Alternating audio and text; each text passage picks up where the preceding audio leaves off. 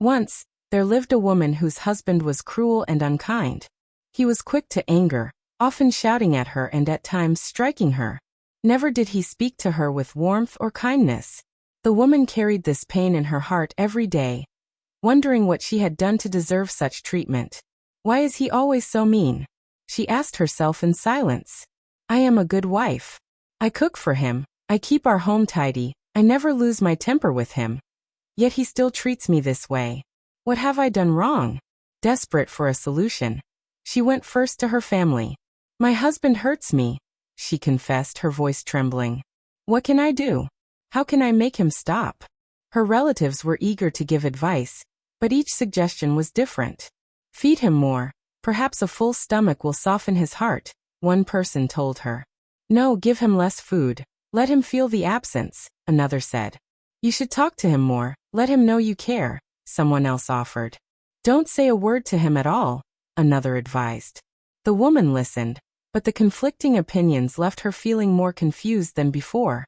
Hoping for clarity, she turned to her neighbors. My husband is always angry, she told them. Why is he so cruel to me?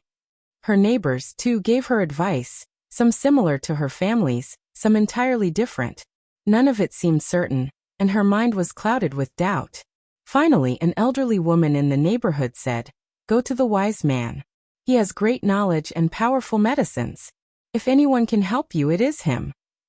The woman decided to follow this counsel. She sought out the wise man and, when she found him, poured out her troubles. Please, sir, help me. My husband is harsh and unkind. I need a medicine to make him gentle with me. The wise man looked at her thoughtfully, then shook his head. I cannot give you medicine yet, he said. First, you must bring me something. What is it? She asked. The whiskers of a lion, he replied. Bring them to me, and then I will prepare what you need. The woman's eyes widened. A lion's whiskers? She thought in horror. How can I possibly do that? She went home with the wise man's strange request echoing in her mind. The next morning, after her husband had gone to work, she made a bold decision. From her small herd, she chose a large goat and slaughtered it. She cut the meat into pieces, gathered them in a basket, and walked far from her home into the wilderness. Eventually, she found a tall tree with strong branches and climbed high into it. From her perch, she waited, her heart pounding. Before long, a lion appeared, its golden mane shining in the sun. It lay down beneath the tree.